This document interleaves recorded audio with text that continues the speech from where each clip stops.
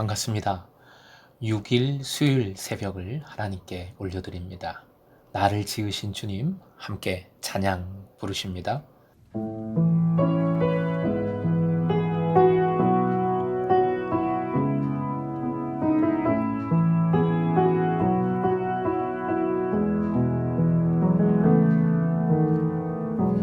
나를 지으신 주님 내 안에 계셔 처음부터 내 삶은 그의 손에 있었죠. 그는 내 아버지 난 그의 소유 내가 어딜 가든지 날 떠나지 않죠.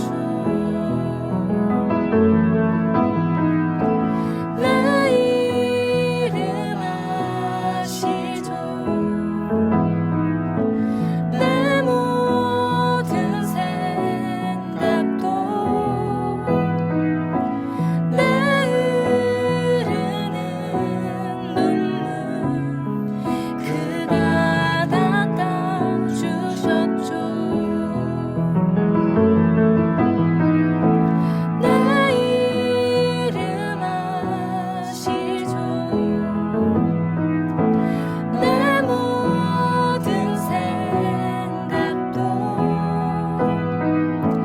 아바라 부를 때 그가 들으시죠. 오늘 말씀은 창세기 34장 8절에서 12절까지입니다. 함께 읽겠습니다. 하몰이 그들에게 이르되 내 아들 세겜이 마음으로 너희 딸을 연연하여 하니 원하건대 그를 세겜에게 주어 아내로 삼게 하라. 너희가 우리와 통혼하여 너희 딸을 우리에게 주며 우리 딸을 너희가 데려가고 너희가 우리와 함께 거주하되 땅이 너희 앞에 있으니 여기 머물러 매매하며 여기서 기업을 얻으라 하고 세겜도 디나의 아버지와 그의 남자 형제들에게 이르되 나로 너희에게 은혜를 있게 하라. 너희가 내게 말하는 것은 내가 다 주리니 이 소녀만 내게 주어 아내가 되게 하라. 아무리 큰 혼수와 예물을 청할지라도 너희가 내게 말한 대로 주리라. 오늘의 기도 제목, 물질이 아닌 존재의 가치로 판단하여 하나님의 뜻을 이루어가게 하소서. 물질이 아닌 존재의 가치로 판단하여 하나님의 뜻을 이루어가게 하소서. 8절부터 10절까지 하몰이 야곱과 그의 아들들에게 제안하고 있습니다. 첫째, 디나와 세겜의 결혼 승낙을 요청합니다. 둘째, 세겜과 디나뿐만 아니라 아예 집안 부족 간에 서로 통혼할 것을 제안합니다. 셋째, 야곱의 집안이 세겜에 영구히 정착하여 자신의 공동체와 함께 거주할 것을 제안합니다. 세겜을 다스리는 자로서 야곱과 그 집안에 거주할 땅과 완전한 자유를 주겠다는 놀라운 제안입니다. 11절부터 12절까지 아들 세겜이 야곱과 그의 아들들에게 제안한 내용이 이어집니다. 첫째, 용서를 구하고 있어요. 너에게 은혜를 있게 하라라는 것은 세번역 공동번역에서 이렇게 옮겼습니다. 저를 너그러이 보아주시기 바랍니다. 용서를 구하고 있는 겁니다. 둘째, 역시 디나와의 결혼 승낙을 요청합니다. 셋째, 조급하고 성급한 모습이지요. 그만큼 디나를 원한다는 것인데 야곱의 집에서 원하는 대로 혼수와 예물을 주겠다고 약속을 합니다.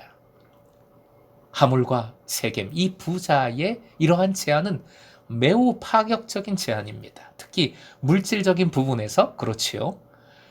10절에 하몰의 표현 중 중요한 것이 있습니다. 이 하몰의 표현과 창세기 17장 8절을 한 화면에 담았습니다. 눈으로 확인해 보시죠. 여기 머물러 매매하며 여기서 기업을 얻으라. 하몰이 말합니다. 기업을 얻으라. 창세기 17장 8절 함께 읽겠습니다. 시작. 내가 너와 네 후손에게 내가 거류하는 이 땅 곧 가나안 온 땅을 주어 영원한 기업이 되게 하고 나는 그들의 하나님이 되리라. 기업이라는 표현이 겹치죠. 창세기 17장 8절은 하나님께서 아브라함에게 주신 약속입니다. 이 약속에 나오는 기업이 되게 하고의 원어 아하즈 동사가 그대로 본문 10절에 하몰의 표현에 사용이 되고 있습니다. 하나님의 약속이 땅을 기업으로 주시는 것인데 하몰의 제안이 바로 그 내용입니다. 심지어 하나님의 약속과 같은 표현 그대로를 사용하면서 말입니다. 그러니 하몰의 이 제안은 하나님께서 약속을 실현해 주시는 것 아니겠나? 세겜이 얼마나 발전된 좋은 땅인가? 고통을 통해 이 좋은 것을 우리에게 기업으로 주시려는 하나님의 역사하심인 줄 믿습니다. 야곱이 이렇게 생각할 수 있는 것이지요. 물론 디나가 아픔을 겪었지만 세겜이 용서도 구하고 있고 무엇보다 디나를 절절히 사랑하니 앞으로 잘 살면 될 것이고 그렇다면 이 제안을 받아들여도 좋지 않겠습니까? 이 풍성한 곳 세겜에서 통치자로부터 자유를 보장받고 안전을 확보하고 큰 물질을 가지고 살아간다면 정말 하나님이 주신 기업을 가지고 살아가는 삶, 정말 행복한 삶을 살아가지 않을까요? 사랑하는 금성의 제자 여러분은 어떻게 생각하십니까?